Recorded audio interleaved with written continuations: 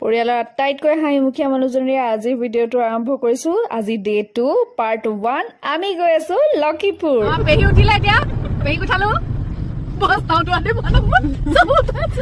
এতিয়া গৈ আছো লক্ষীপুৰ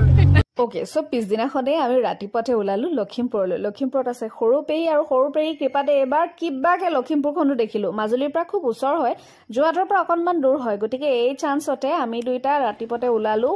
সৰুপেহী ঘৰলে আৰু ডাঙৰ পেহী আৰু ডাঙৰ খুৰী আমাৰ লগতে আহিছিলে